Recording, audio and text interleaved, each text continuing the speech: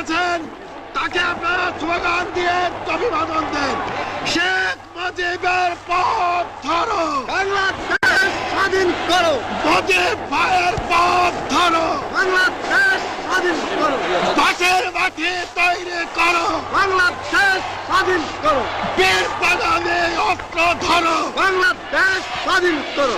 বীর আপনারা জোরে স্লোগান ধরেন, আমার দেশ তোমার দেশ, বাংলাদেশ বাংলাদেশ, আমার দেশ তোমার দেশ, বাংলাদেশ বাংলাদেশ, স্বাধীন করো, স্বাধীন করো, বাংলাদেশ স্বাধীন করো।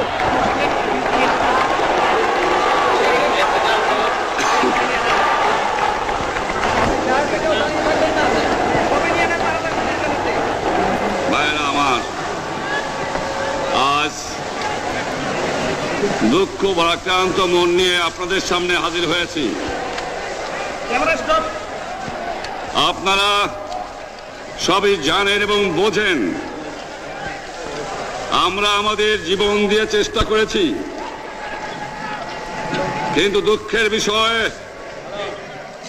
আজ ঢাকা, চট্টগ্রাম, খুলনা, রাজশাহী, রংপুরে আমার ভাইয়ের রক্তে রাজপথ রঞ্জিত হয়েছে।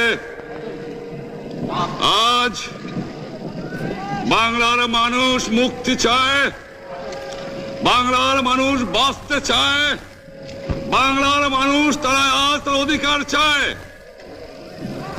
কিন্তু দুঃখের বিষয়, আজ দুঃখের সঙ্গে বলতে হয় 23 বছরের করুণ ইতিহাস, বাংলার অত্যাচারের, বাংলার মানুষের রক্তের ইতিহাস, 23 বছরের ইতিহাস, মুমূর্ষ নরনারীর আর্তনাদের ইতিহাস, বাংলার ইতিহাস, এদেশের মানুষের রক্ত দিয়ে রাজপথ অঙ্কিত করার ইতিহাস। 1952 সালে রক্ত দিয়েছি, 1954 সালে নির্বাচনে জয়লাভ করেও আমরা গদিতে বসতে পারি নাই। 1958 সালে আইয়ুব খান মার্শাল ল জারি করে 10 বছর পর্যন্ত আমাদের গোলাম করে রেখেছে। 1967 সালে 6 দফার আন্দোলনে 7ই জুনে আমার ছেলেদের গুলি করে হত্যা করা হয়েছে।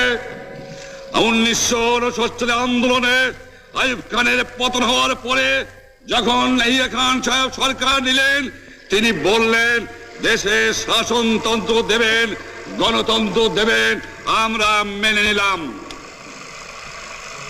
তারপরে অনেক ইতিহাস হয়ে গেল, নির্বাচন হলো। আপনারা জানেন দোষ কি আমাদের? আজকে তিনি